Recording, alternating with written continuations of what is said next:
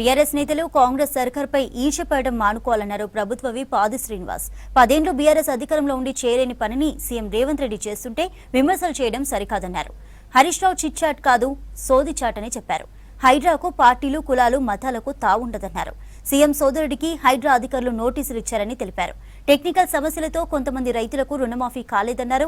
సచివాలయం ప్రాంగణంలో రాజీవ్ గాంధీ విగ్రహం ఏర్పాటు నిర్ణయం తీసుకుంటే బీఆర్ఎస్ అడ్డుకునే కుట్ర చేస్తోందన్నారు ఆది శ్రీనివాస్.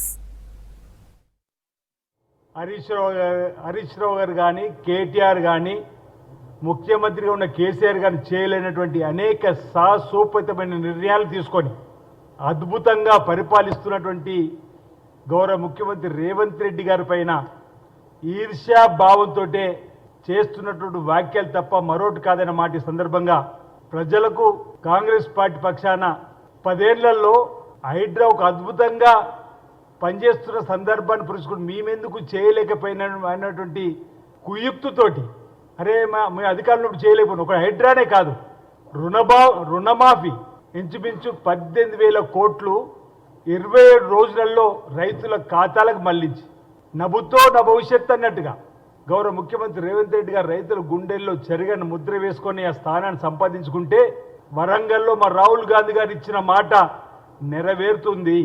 ఈరోజు తప్పుడు విధానాలతోటి ఇక్కడ ఒక వివరణ ఇవ్వాలి. ఆది శ్రీనివాస్ స్వగ్రామంలో నాకు అధికారులు చెప్పారు మొదటి విడత రాలే, 2వ విడత రాలే, 3వ విడత రాలని చెప్పి ఒక రైతు ఫోటోతో ఒక వార్త రాశారు. తీరు అధికారులు అడిగితే అతను తీసుకున్న లోను 24/12/2023.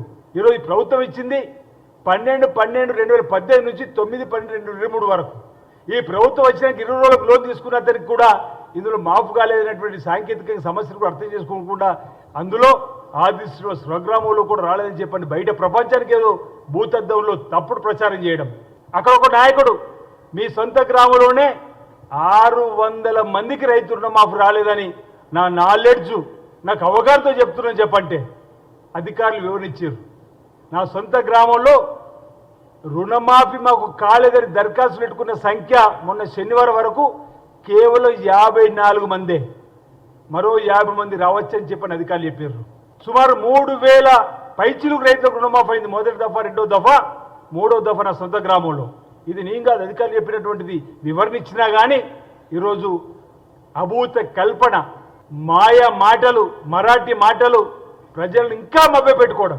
మీరు అన్నట్టు మా ముఖ్యమంత్రి గారు సోదరుడు మీరు చెప్తున్నట్టుగా మొన్న మా మంత్రి గారు పొంగులేటి శ్రీనివాసరెడ్డి గారు కూడా ఆదేశాలు ఇచ్చింది. మొట్టమొదలు కూల్చింది కూడా కాంగ్రెస్ పార్టీ సంబంధించినటువంటి వారిదే. హైడ్రాలో ఎక్కడైతే తప్పుడు విధానాలతోటి ముందుకు పోతున్నది అక్కడ కులాలు, మతాలు, పార్టీలు, ధనవంతుల, ఉన్నవంతుల, నీ అనే సంబంధం లేకుండా ఒక నిర్ణయాన్ని మా ముఖ్యమంత్రి రేవంత్ రెడ్డి తీసుకున్నాడు. దాని ప్రకారమే ముందుకు పోతున్నాడు.